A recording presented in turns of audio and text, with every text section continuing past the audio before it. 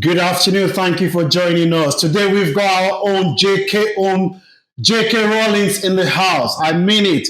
We've got our own JK own Rollins in the house. This amazing author has come to share her experience of being an author with us. She's just got a new book that she's published. I'm so excited to talk about this book. Research shows that reading to children is one of the best things that can shape their life chances and their outcome. So if you have a child, I encourage you to read to your children, even though they might not be comprehending what you're reading now, but you're setting them up for the future. Without wasting your time, I'm going to introduce this special person that we've got in the house today. If you're someone who's thinking about self-development for yourself or for your children, or you're thinking about a career in publishing, or you want to know anything about publishing, this person we've got in the house today, she's going to be able to break everything down for you, and she's going to be able to give you information about this book and the reason why you must go out and get this book. I've got one myself, and without wasting your time, I'm going to introduce you. Can you introduce yourself to our audience, please? Hi everyone, I'm Wibiloy Diali. I'm many things. I am a mother, I am a wife, I am an author, I work in IT as an IT professional, and yes, I am an entrepreneur and I'm a philanthropist. Good. So, in terms of reading to you when you were young, what was your upbringing like in terms of reading to you? Yeah. So my mom, God bless her, I used to say she's very dramatic, but she's a beautiful soul. When I was growing up, she used to read to us. She studied applied chemistry and graduated with the first class. Wow. So phenomenal woman. She loved anything that had to do with researching, with books and reading.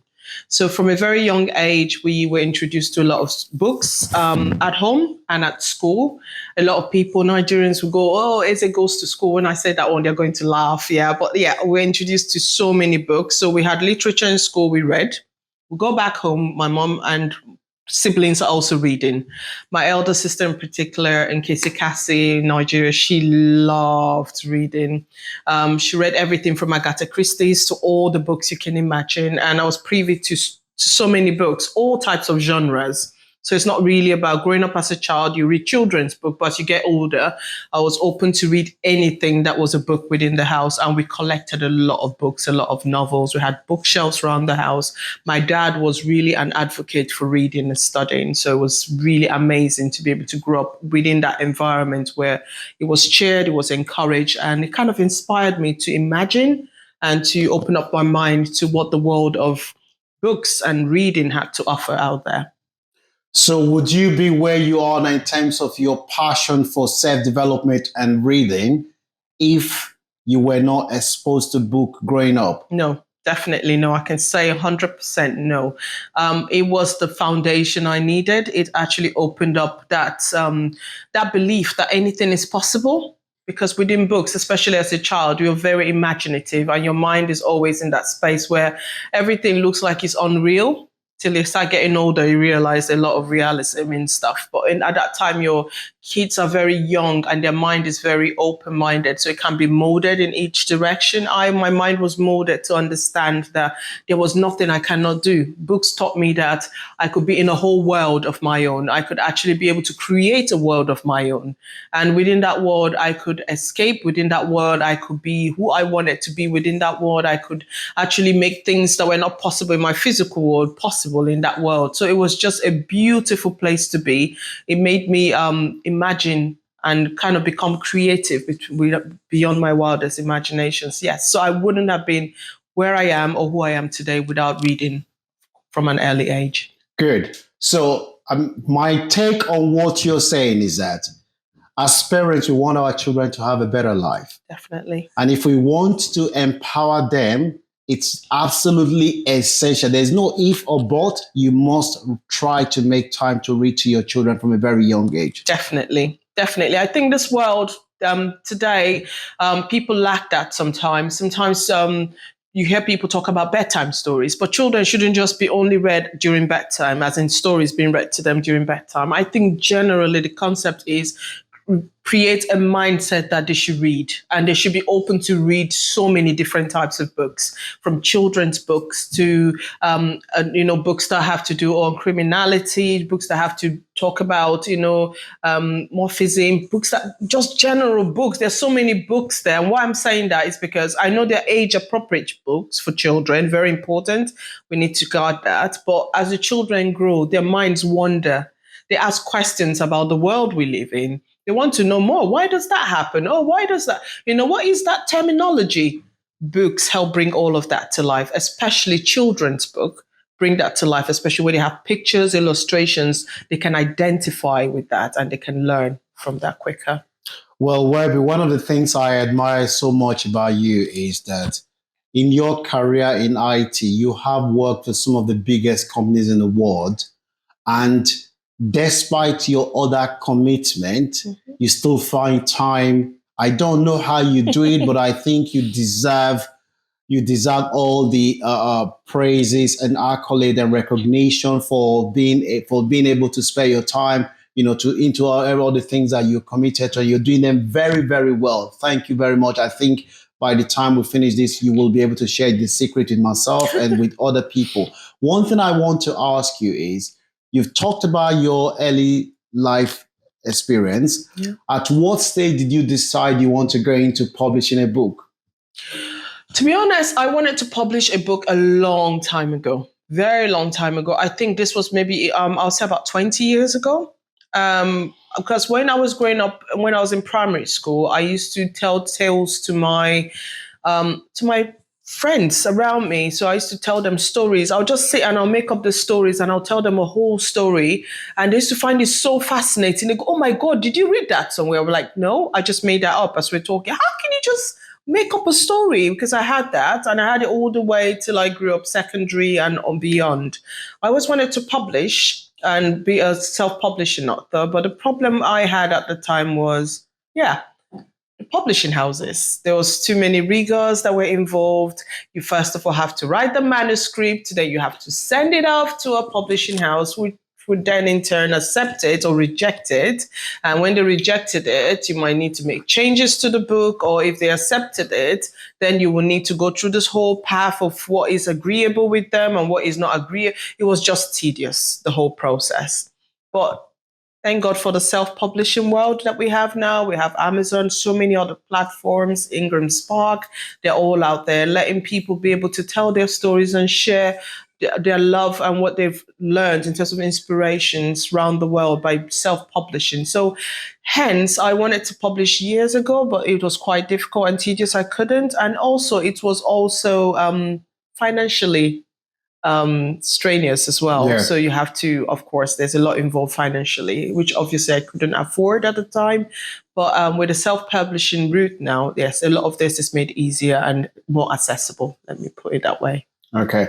I mean, I've scanned through this book, and one thing that struck me about this book, it's your focus on diversity. Yeah. Trying to give a voice to the most vulnerable people in our society who are often marginalized and have no voice. True. What was your attraction to do that? My son. So I have a child that has special needs, and he's 12 now. Amazing boy. He's been diagnosed with autism for a while now, and he's nonverbal, and he has so many other challenges.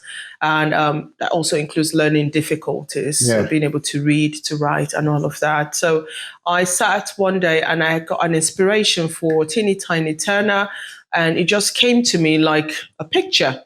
End to end, I could see exactly what the story was about, and I got the words and I got all the inspiration that I needed to put the story together, and that was how it was born. And I realized that this message needed to go out, because just like my boy, when I take him out, we do have sometimes where we have issues, people not understanding him, or people just, having that mindset that they're ignorant about what to do when they're next to him, how to act with their children. So I decided to put the story together because it's about a boy of mixed race that is born tiny. which is abnormal, and he's different from everybody around him. But the beautiful thing about my book, Teeny Tiny Turner, I Feel Different, is the fact that even though he stands out different from everybody else, it doesn't affect his self-confidence, doesn't affect his self-esteem, it doesn't make him feel less of a human, but rather he picks out all the strengths that he has from being tiny to actually use that to actually make an impact in the world. And that's what the story is about. The story is about encouraging people, regardless of your status, regardless of how you look, regardless of how you think you look or what people say about you, and regardless of how different you stand out in society, whether you're red, blue, black, redhead, whatever the difference is, small, tall, on the chubby side, or whatever it is. Everybody is unique. Everybody has something special about them that the second person doesn't have. And if we can all learn to embrace each other, then we form a community of uniqueness that actually pull from each other, and we actually draw from each other's strengths, and we can actually make a massive difference. And what I want to also say about this book is I want it to be something that when children very early on baby stage grow and parents start reading to them and teaching them about diversity and how unique we all are, they embrace people in their societies growing up, because it becomes a natural thing. It's not a norm, out of the normal. It becomes a natural, because you go to schools, you meet children of all races, all types, all different. You go to society, churches, community spaces. Nothing looks weird to them, because to them now they realize I'm just one of the puzzle pieces out of so many that make up this whole jigsaw puzzle. And that's the beauty of this book, and that's what the message is. There are different verbs that I can use to describe this book. It's about inclusion. It's about empowerment. It's about giving voice to the voiceless. It's about marginalization. There are a lot of things. And I think I wanted to ask you, for someone who is thinking of buying this book, where can they get this book? Because I would recommend this book for anyone between 0 to 9. Is that the age group? Yeah, that is the age group. Okay. So I would say if you're really interested in getting a copy of the book, it's available currently on Amazon to buy. So all the territories of Amazon around the world, you can get a copy of the book. And it's simply by just typing Teeny Tiny Turner, I Feel Different, and it will pop up on your screen. But if, for example, you forget what I just said, the name, I'll definitely provide you with all the details. So there is a link that you can click on, and it takes you straight onto the Amazon page, and you could be able to buy a copy. Currently, it's at a very competitive price, so it's nothing too expensive. Just trying to make sure it reaches as many homes and as many children around the world as much as possible. Okay, how much is it being sold? In the UK, it's £8.99. Currently is being sold for a copy. Okay. I think looking at your life experience with where you're coming from and what you have been able to achieve, I think if there's anyone who's well equipped to write this book, I would say is you, being a mom, career, your achievement and everything. So can you tell the audience why they should get this book beside what you've already said? So I would say the reason you should get this book is you want to start very early to open your children's mind to the world around them, and to teach them that they are unique in their own right and they have a part to play in the world. And that is, it could be in terms of just being there for another child, being kind to somebody else, showing love around them, because that's what the book teaches. It teaches you about love, kindness as well. And it's just little things in the world, like saying a kind word to someone. I was just talking to my daughter the other day about being kind, and how she said, oh, well, mommy, everyone should be kind. I was like, believe me, it doesn't come naturally to everybody. But little things like nuggets of this book start teaching children about being kind, just using the right words that could make someone else feel included and loved. And at the end of the book, I just wanted to point out, it has so many interactive pages as well, like spot the difference, word searches. It has a coloring page, and there is an interactive session that makes children to think about people that are different from them and how they can show love to them. Okay. Emotional development is one of the areas that children struggle to develop. Children don't understand body languages, empathy, expressing feelings. I think this is one area that this book can fill that gap in terms of children's Totally development. agree. Yep. So if you're out there, you got a child who is from the age of 0 to 9, emotional development. My own daughter is one area that I know that I'm working with her on. I would suggest you get this book. It will help you, support Wabi. She has the life experience. She's done a lot of amazing things. I think her own experience alone, it's enough to persuade you to go and buy this book. There is going to be a link under this video for you to click, and it'll take you straight to how you can get this book. I encourage everyone, all our audiences in the UK and around the world, please go and get this book. The reason why you're going to get this book is because the person that wrote this book, the author, has got a lived experience, and you will not regret buying this book. Anything you'd like to tell the audience before you? Yeah, I just wanted to say that this book is a start to many others, because I am focusing on my passion is around diversity, it's around inclusion, it's around how we can be able to make this world a better place. And most of the books I am bringing that will lead further from this book is surrounded around that as well, and you will be able to tap into that as some of them are released going forward. I have one already in the making called Seller, a Boy That Speaks Without Words. Okay. And that is the next one to come, and it just kind of explores more around from the eyes of a child with special needs and children that have phobias, autism, ADHD, hyperactivity, and all of those needs, and how they actually see the world different from how we see it, and how we're able to relate with them to make sure they live a fulfilled life within this world.